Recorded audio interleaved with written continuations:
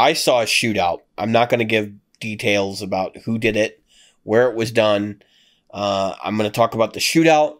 I'm going to talk about some things that were said to me about realizations from the shootout. So I had the privilege today. I walked in to this place where I was told this was going to happen. And there was a Boss BF3 Flanger. Okay. The Boss, was it the MD 200, which is like the little big box multi-effect from Boss. And then there was a Boss MD2. No, not MD2. The FL2. Yep. 80s vintage from Japan. Yeah. Oh, okay. Nice. Like the original Flanger, which are actually surprisingly inexpensive. Yeah. On the used market, even for the Japanese ones, you can get them sub 200 all day long. Really? Yeah, and I'm like very seriously considering buying one just because they're cheap. Just because they're cheap, right? And then there was a boutique pedal, which I'm not going to say who they were because I don't want anybody to have hurt feelings. But it was a boutique Flanger that said person was going to buy boutique Flanger, decided to shoot out the other three. Okay, so here's what happened. I walked in and they were already using the MD200, and I went, that sounds like trash, because it was a lot of high end, and like it did the jet plane flangery thing, but it was like, gosh, it sounds like a tin can. And then we tried the Boss, the BD3, which is the FL3, the current Flanger, and it was okay. Lots of jet engine sound, wasn't chorusy or anything. Very much a Flanger. And then we played that back and forth against the unnamed boutique Flanger, which was very chorusy. I actually preferred the sound of the boutique Flanger, but there was a problem. There was a significant volume drop in this pedal. Oh, yeah. Whenever you'd kick it on, the volume would drop about 2 dB. And if you're running in the effects loop, that's awful. Okay? That's a lot. Oh, yeah, that's terrible. Now, my takeaway from this is they figured you were going to be running it into either an adjustable effects loop with like a volume control on it, or you were going to put it in front of the amp. That's my takeaway. I think they figured you would be running this into a compressed amp, and so when you click it on, it would not going to make that. It would not have as big an issue, right?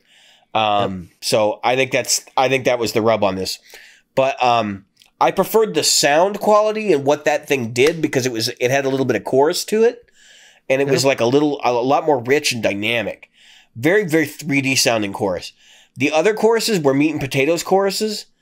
And here's my like weird takeaway, right? So apparently the current purple compact box Flanger from Boss is supposed to be the same as the MD200. They are in no way, they don't sound the same. I don't know whether it's the fact that it's emulated. I don't know whether it's the fact that the AD converters are different.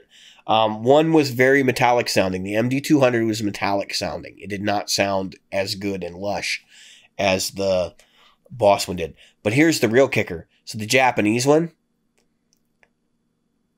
you'd think legendary pedal, flip it on, sounded great. We tweaked the current purple box from Boss. You got it right there. We got them real close. And actually the current one sounds better, and it's digital. That's funny. Which is wild because the Japanese one is analog, right? But so they added more depth to the current one. The depth is, and there's some additional functions on it. But you can dial in very, very approximate tones to the Japanese equivalent, which is why the values on those are so low. People who've got them know that's got to be it. The other thing is in the stock settings, just like using the same settings between two pedals, what we found was that the Boss one has like way more mid range, or the current Boss one, because like it would have sat in the band mix way better than the old one did. but it was Yeah, interesting. I can believe that. It was an interesting Yeah. shootout. So here's the takeaway I actually wanted to talk about. So Okay. if you want to buy a vintage pedal, that's a great one to buy. It's under $200. It's Boss. It's Japanese. It's, you know, if you need a flanger, that it'll do the job. Okay. But the person who was doing the shootout, I don't think they've determined what they're doing yet. But they looked at me and they said, I just don't get these boutique pedals anymore. I don't get the boutique hype. I don't get, like, there's just so many good boxes that are available from major manufacturers that are cheaper. Why are people buying boutique pedals? Yeah. And I just wanted to speak about that for a minute. So we're at 1 hour and 7, but I'm gonna give 5 minutes on this. I'll give you 5 minutes, Jim, and then we'll close out the episode. So I didn't answer said person. I thought about it, and I was like, well, I'm gonna answer on the show. Okay, so here's my answer. The reason that people buy boutique pedals is because they want to be part of an exclusive community of people that are enjoying that last 1% difference or 2% difference that most pedals share. So I think we've all can relate to this. Everybody's played a tube screamer that's just like a regular tube screamer in the boutique world. And there's a lot of that stuff. And they're not exactly identical, but it's so close that it's like, unless you're A-Bing them, no one is ever going to know the difference. And then there's clones of clones in the boutique community. So like, there's the Sparkle Drive mod, and then there's, you know, somebody else's variation of the Sparkle Drive mod, which is basically the same pedal. There are OCDs of OCDs, and that is actually a thing. Electro Harmonics makes a clone of the OCD. I won't say what it is, but you can go look, and I'm sure you can find it. And there are a bunch of pedals on the market like that. So it's like, well, why would you want to spend your hard-earned money on a boutique company that's charging you roughly twice the amount of money for their pedal when you could go to a mass market company like Boss and get stuff with similar sound quality, if not better sound quality, than the things that the boutique people were going after? Because the boutique guys are all after the Japanese Boss. They're all after the old vintage stuff, the Maxon OD88 or Maxon designed OD808, which is a TS808. They're into that world. Like, they're clued in. A lot of those designs. I mean, look at Analog Man. He's basically made a career out of building clones of esoteric pedals that no one will build the way they used to. And that's exactly why I look at this argument and I go, it's just part of being an exclusive club. Like, somebody I know bought a pedal from a company, and I won't say who it was, and I won't say what the pedal was. But they basically told me it's a clone of another pedal. And it was not like, I don't think they were necessarily upset with that, but it was like, I probably could have gotten the other pedal. You know, and I'm like, and I'm sitting there thinking, yeah, you probably could have. And then you wouldn't have to buy it from, you know, whatever jackass you bought it from. Because in this case, I know where they bought it from, and I don't like the guy, so I'll call him a jackass. He doesn't care what I think, so that's fine. In fact, I got into an altercation with him on YouTube the other day, which was kind of funny. Because I caught him chilling something. My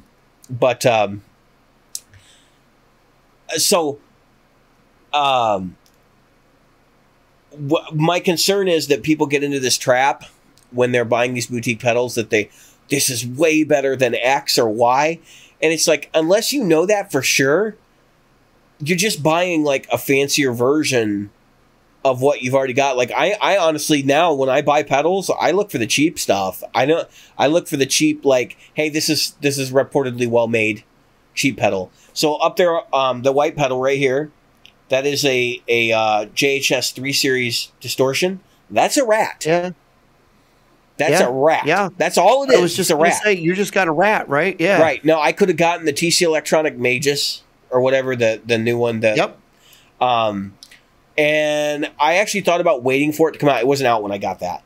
But I actually thought about waiting and trying it out. But I was like, you know what? I know that's well made. It's only $99. This is a cheap rat, funny? And it's better than the one that Proco puts out. You know what's funny? So they did a shootout. Andertons did a shootout with the rats.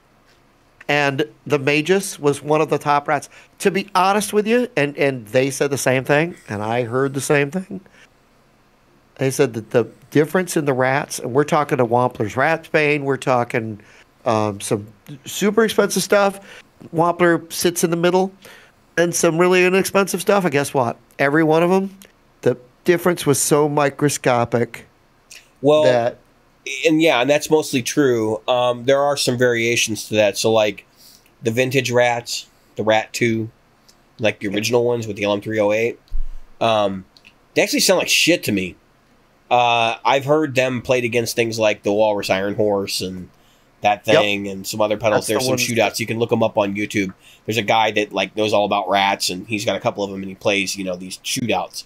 And what you'll find out is that the original Rat sounds a little broken, whereas the more modern ones seem to be more of a better take on a distortion pedal than the original Rats were. And it probably is just component drift in the one that he has. But like that's where I think that's some of the magic, right? Is that component drift. Some people like that.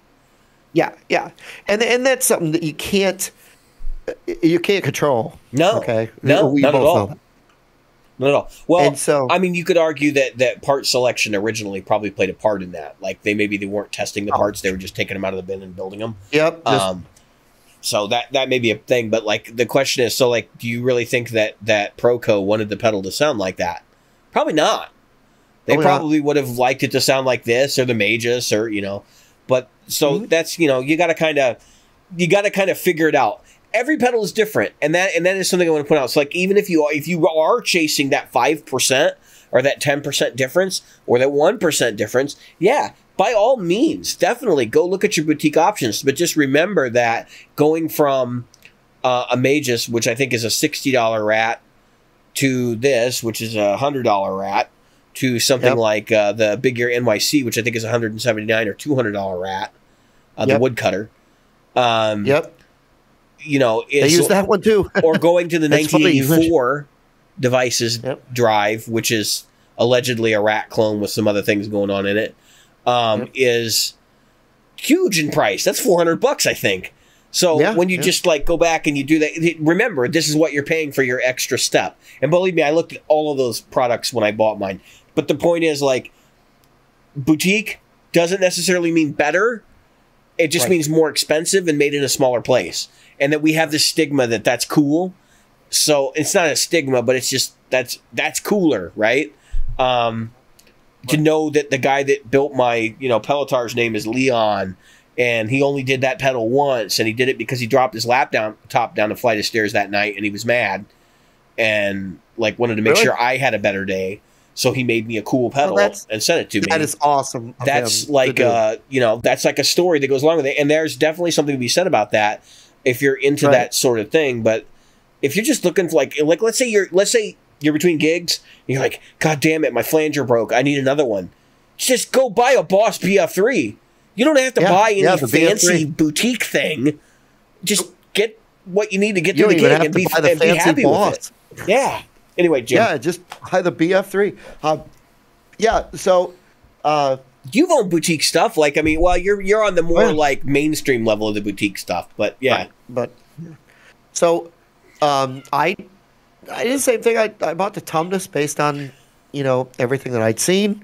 And a lot of shootouts with the actual thing, but here's what I want to say. It comes down to you, the individual, you being the individual, and I am not an individual who will become obsessed with chasing tone that is based on something that only came out once in 1985 or whatever. I'm just making something up.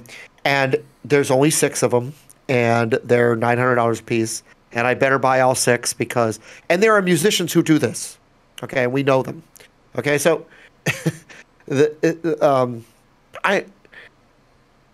I think that the reason people do this goes right back to what we started this whole episode with. They have to have it. Just have to have it. I mean, I've been guilty of it. It's my trophy. There's my trophy. I've been guilty of it. I first admit, I got a Sunface, man. Now, Jim, when I bought my Sunface, do you remember how excited I was? Yeah. I got that pedal. I had looked at Sun Faces online. I had reread that page about those pedals probably 1,000 times before I bought it. For years, I lusted after that. That was the fuzz face. And I'm willing to admit, like, I'm sure some of my love for that pedal is based around the fact that I lusted after it for so long. But at the same token, I mean, it is one of the cream of the crop. I mean, people, every time somebody sees it on my board, they go, "Ooh, you got one of those." It's like, well, yeah, I mean, you can buy one, you know? And it took me how many years before I bought several boutique fuzz faces before I bought that. It took me years to finally admit to myself, you know what, just get that one. Just stop worrying about it. Stop buying these cheaper ones, buying them used or whatever. It's really what you want. You're not going to stop until you have it anyway. And that's that thing, right? I want it. I want it real bad. And I kept going for it until I finally just said, you know what, I'm going to get it. That's right. And a lot of, you know, it's funny because, we've talked about this before, a lot of people have this assumption that, oh, it's an analog man, so it's super expensive. Not really. Not necessarily. Not in the grand scheme of other boutique pedals. No, not in the. That's what I'm saying. I just bought the Muffaletta. Let's talk about that since I was that $179? It's $229. Okay. I didn't pay that much, but $229. So there was another one next to it, $279. And I shot them out, and I was like, I like the Muffaletta better. What was the more expensive one? EQD? Oh, I can't remember now. It might have been. It was $279. So this was at Guitar Center. But the point is not that the Muffaletta is better and it's cheaper, so you should, you know, that's not what I'm saying. I'm saying that it didn't make a difference for you. Right. And the bigger thing, and you and I have talked about this before, when it comes to the pedals, sometimes they're built better for humbuckers or built better for single coils. Yeah. And it's not necessarily, you know, always it handles easy. The input impedance differently and is looking for a different load coming in, and it may load your pickups differently depending. And I mean, there's supposed to be like a universal value that everybody should use, basically to make the input of your pedal look like an amp. Like 1 meg. I think it's 1 meg or something like that. But come on, they can't do that in stuff like fuzzes, because that's part of that sound is the treble roll off that occurs based on the impedance mismatch. Right. So it's high. I'm looking to see which pedal it was. It was the Jackson Audio Fuzz Modulator. That's a serious pedal. Jackson Audio is a serious company. Very nice pedal, by the way. And some very, very high prices for Jackson Audio products. They make some good stuff, though. Yes, they do. The Golden Boy is another one I looked at. Yeah, that's the one I figured like you would try that out and be like, holy crap. Yeah, I was afraid to try that one. Did you? Yeah, go ahead. Did you though? No. You looked you looked at the Modular Fuzz. Yep. Okay, so you know the whole deal with that, right? No. You buy modules to put in that thing, so it can do other fuzz sounds in the same box. Oh, I didn't know that. Which that would explain why the impedance situation with humbuckers would be different, because it may have had a module in there that did not fit you. Yep. Like a fuzz face module, which I think is when they come with stock. I believe so. I forgot about that pedal. I saw it a while back. So just to run down, so they're known for the Golden Boy, like that's a real popular pedal they do. Yes, it is. And I looked at that very hard. Well, they do the Asabi, which is the overdrive distortion for Mateo Sasato as well.